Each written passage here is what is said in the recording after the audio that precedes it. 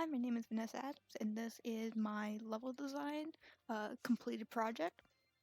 So, to start off with, this whole entire story is starting towards the middle, kind of end-ish of the game as a whole. Uh, you can go down here, so we're going to fight these rebels. These rebels are absolutely optional. You can escape, but just for the sake of showing, you can fight these guys. And then we're just going to go quickly through this fight. So one's down. And then as you can see, we're high up in levels because this is towards the end of the game. So we are actually in the level 20s, which I will show in just a bit. We got some XP, we found some items from the rebels, and just to show, I'm going to go up to these other rebels and then show that you can escape. So just escape, and we're good. And then, okay, let's go to the big map.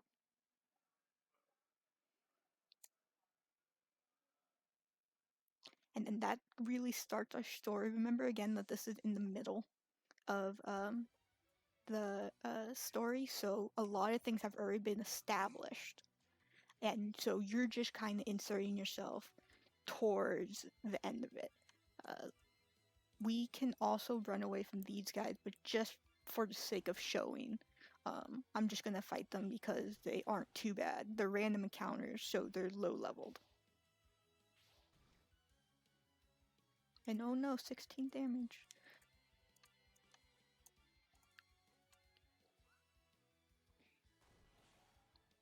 That's one down. That one's down. Then we got our XP, our gold. We found some stuff from the enemies. Now we're going to the kingdom. So now what we're doing is we're in the main kingdom itself, and this is the walkway to it.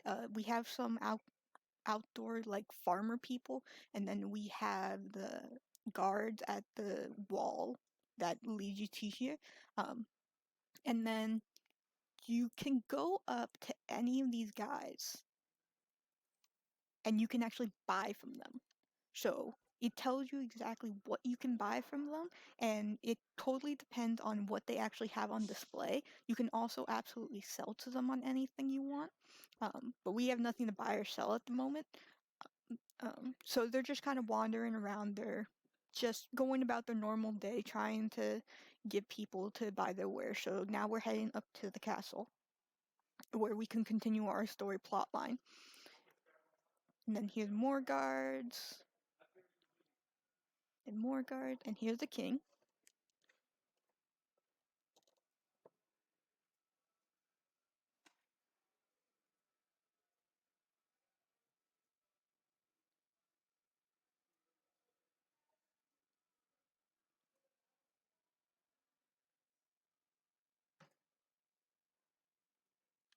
Alright, so now we're done here. We need to go to the innkeeper to find out whatever they're trying to tell us. Again, just to point out the fact that as far as the game is concerned, you have been putting down these rebellions for a long time now. You have gone through so many rebellions that you are actually level 21 for everyone. So you have been playing this game for a while. You have been putting down rebellions for a while, which means that you've been away from a while from this kingdom as a whole. Alright, so into the inn we go. Go around the table, and then talk to the innkeeper. And then as this is running, this is to give you more of an idea of what to do, uh, how people perceive you, just kind of give a bit more of a backstory while also progressing the story as a whole.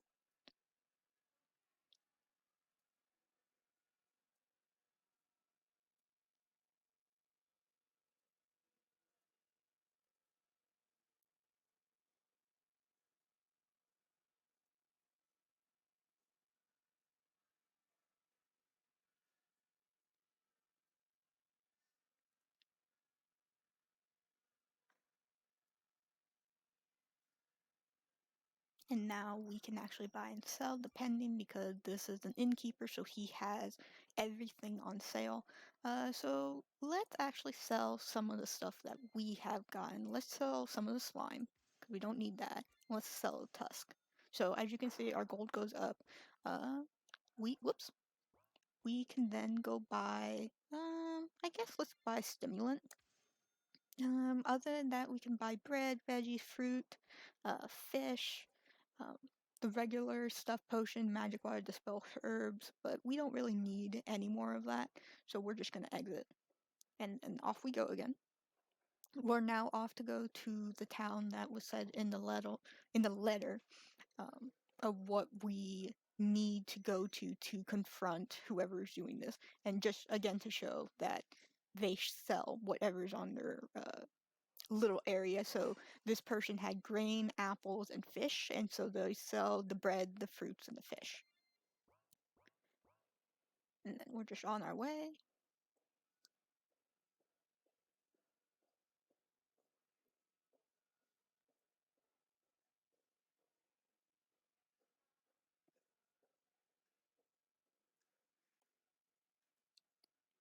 And then it's kind of a long walk, but the thing is to give you the idea that this is a huge kingdom, and that this is just like a portion of this huge kingdom. Now we know where we're going, but I want to show you real quick the little traveling merchant that you can go to. So again, kind of like the inn, it has everything that you can buy if you want. You can also sell if you want. But with this, it actually does move around the map, so you have to actually physically go to it. But it gives you a little section where you can buy without having to go into a town. But we don't need anything, so we're just gonna see. As you see, it moves. So now we're in a new town. These people still sell. And that's for every person. Every single person that has a little shop area sells. Whoops. And then here we go. And then we're starting to get with the story. And now we start our first big fight. Now, each character has um, a special ability because they're a special kind of person. I will show the special abilities in just a second. Um,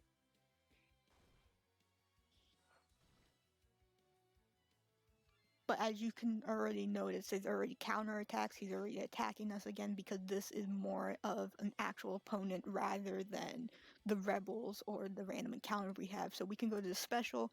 For this particular person, you can add half full bar of health, or you can disable enemy attack and defense. I'm not going to do either of those yet. We're just going to go for fire. Um, she has wound, which causes a bleeding effect, or a heal, which recovers HP and MP of an ally, which will probably become useful later. But again, we're just going to do fire. This one is you can buff every normal stat for 3 turns, or buff each magic stat for 3 turns. And like if we're starting to get into a bind and we need the extra power, then we'll do it to raise your defense for 4 turns and then cause lightning damage.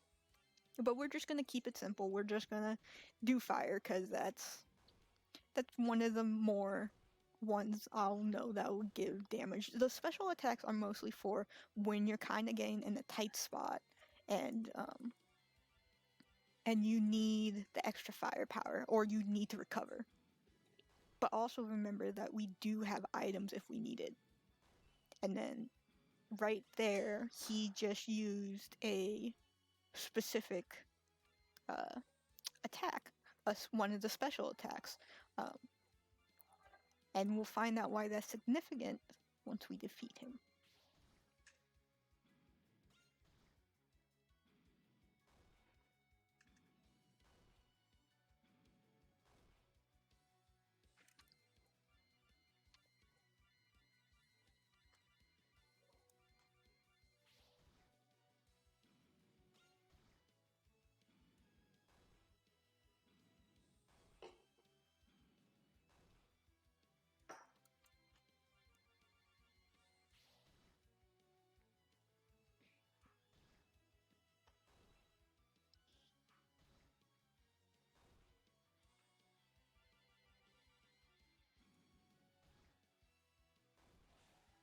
There we go. He's finally slain. We were victorious. Here's XP, here's gold, and items we found. Now let's continue with why that specific attack was very interesting.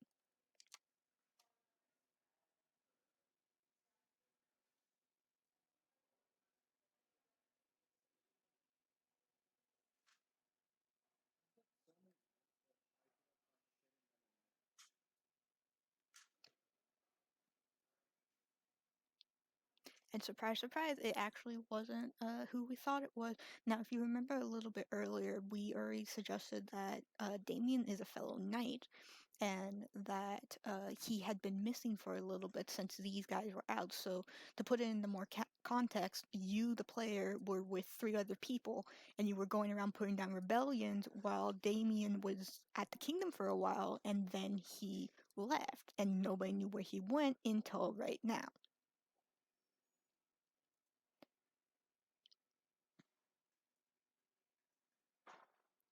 And then we kind of get to the crux of the matter of why he thinks that kindness is a weakness and that why he's even doing this to begin with. Um, to him, um, kindness is nothing but a weakness, and all it does is it provides mercy that we really shouldn't be giving others. So he's making sure that nobody else will be as powerful out of the current kingdom, and he's going to uh, do that any way possible. Um, Now, keep in mind, he's a fellow knight, so he actually is the same level, maybe even a higher level than you. And then,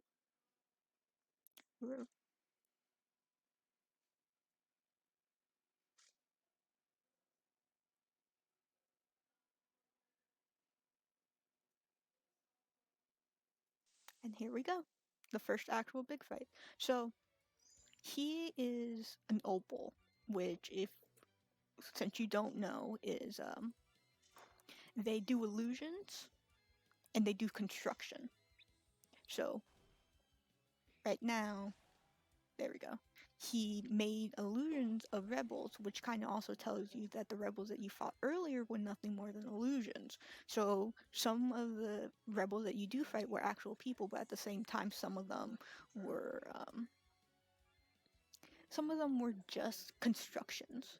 And then now that we're actually having a real fight, we're gonna start to go all out against him.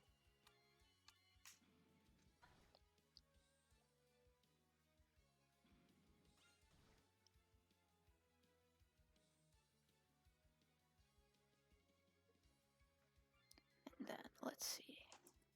Now we technically could just attack, but it and again he can cast illusions of extra enemies if he wants. Um, but so now we gotta get rid of these guys before they are able to do anything to us. Now it's starting to get a little dodgy, but we also have items, and we actually have 2 players on our. So let's add some HP to this. Then let's do some magic because this is more guaranteed to give. Uh, this is more guaranteed to give bigger damages than actually what is given itself.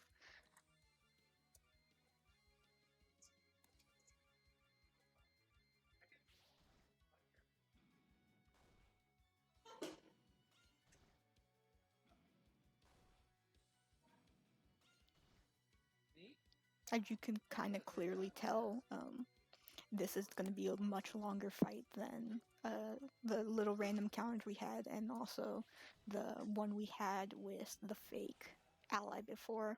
But even if it's going to be a longer fight, he eventually is going to be defeated, and the reason for that will be shown in just a minute.